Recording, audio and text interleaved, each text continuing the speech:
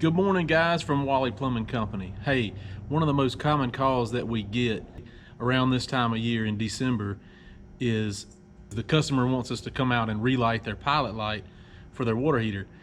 And a lot of times the impression is we can just come out and relight the water heater pilot light, and way more times than not, it's not just a matter of coming out and relighting the pilot light. Sometimes there's a safety concern and there is a component in the water heater telling the pilot light not to stay lit.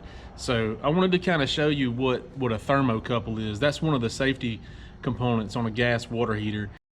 You know, at Walley Plumbing Company, we got the luxury of tinkering around with old water heaters that we have already pulled out and replaced. So if you're looking at your water heater, this copper wire going into the water heater is called a thermocouple, and its job is to monitor the condition in which the pilot light stays lit. So if the conditions aren't right for the pilot light to be lit, it relays a message to the gas control valve and it shuts the gas off, so the pilot light can't stay lit. Take a little field trip inside the old gas water heater just to show you what the thermocouple is. So I'm going to take these things loose and I'll show you what the burner assembly looks like. Alright, I'm going to pull that out.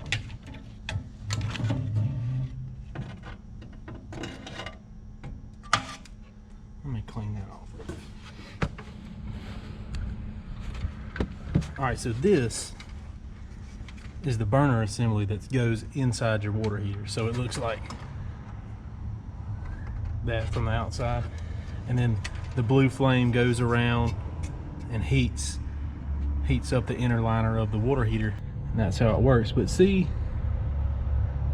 the copper line goes down and it comes around to right here, and that's where it all comes together. So the copper line is right here, and that's the end of the thermocouple right there. So it sits, that's where the flame comes out, right there. So the thermocouple is in the flame.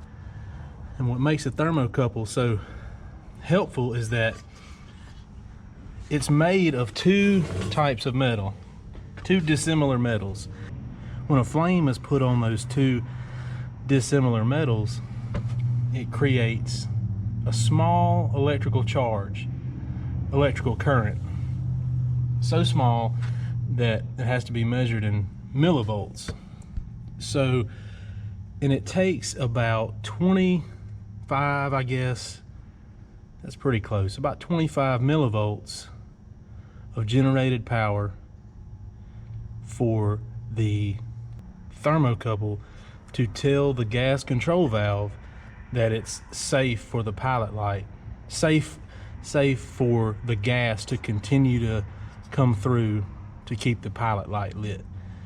So if the pilot light was to go out, then the thermocouple would cool down and it wouldn't generate those millivolts, and then that would send a signal to the gas control valve that, hey, something's wrong, the pilot light's out, we need to shut the gas off. So that is what the thermocouple is for. So when your pilot light won't stay lit, more times than not, it's not just because the pilot light blew out and we need to light it back up. There's something telling it that the conditions aren't right for it to continue to supply gas to the pilot light. If the wind was ever able to blow the pilot light out, the thermocouple is what tells it to shut the gas off. That is a safety feature on your water heater. If you have any experience lighting a pilot light on the water heater, you'll know that when you do light it, you have to hold it down for about 30 seconds or so, and that's because it's heating up the thermocouple and it's generating enough millivolts to tell the gas control valve that it can stay on. So until it gets to about 25 to 30 millivolts, the pilot light won't stay lit. So that's why you have to hold it down for about 30 seconds or so. So that's what a thermocouple does. Really important component of a gas water heater. And I hope you learned something today. Thanks for watching. See you next week.